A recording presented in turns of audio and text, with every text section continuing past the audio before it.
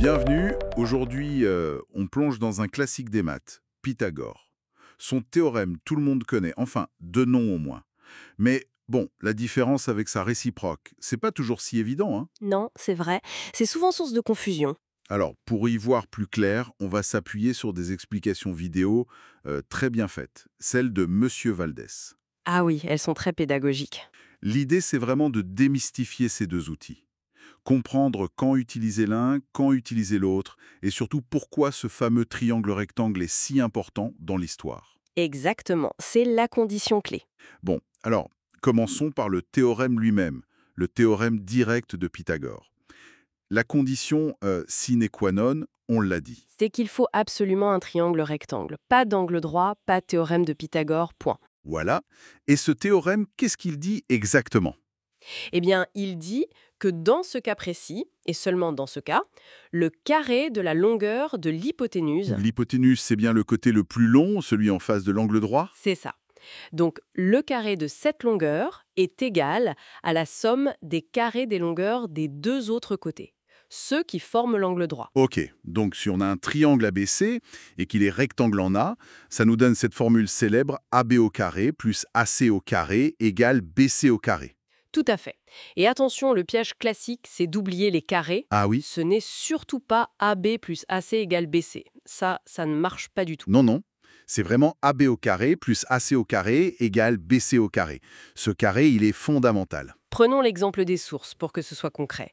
Un triangle rectangle en A, disons AB égale 2,4 et AC égale 3,2. On cherche l'hypoténuse BC, d'accord. On applique Pythagore, 2,4 au carré plus 3,2 au carré égale BC carré. Ok, alors 2,4 au carré, ça fait 5,76. Et 3,2 au carré, ça donne 10,24. Donc 5,76 plus 10,24, ça fait 16. BC carré égale 16. Voilà. Mais attention, là on a BC au carré qui vaut 16. On n'a pas encore la longueur de BC. Exactement. C'est là qu'intervient la racine carrée, n'est-ce pas? Précisément.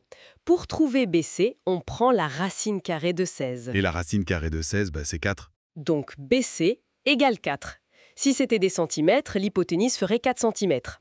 C'est un outil super utile pour calculer une longueur quand on sait que le triangle est rectangle. Ok, ça c'est pour le théorème direct. Maintenant, la réciproque, là on change de perspective, c'est ça? Complètement. La logique est inversée si on veut.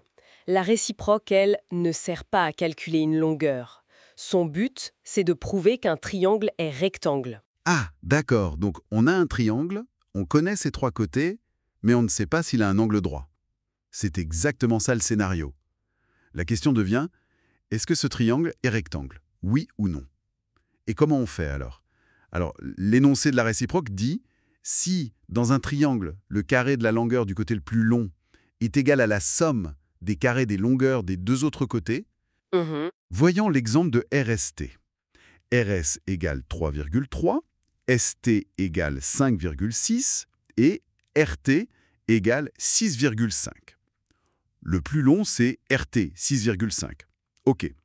Alors on procède en deux temps. D'abord, on calcule le carré du plus long.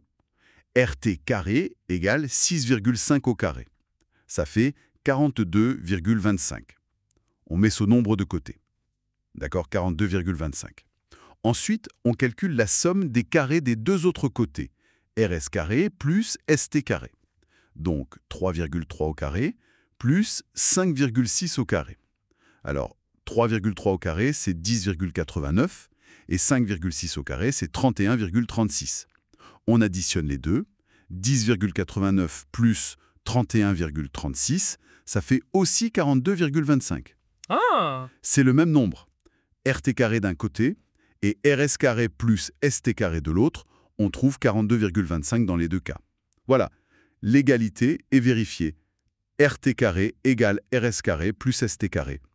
Puisque l'égalité de Pythagore fonctionne, la réciproque nous dit que le triangle RST est rectangle. Et comme RT était le plus long côté, L'angle droit est en face, donc au sommet S. Le triangle RST est rectangle en S.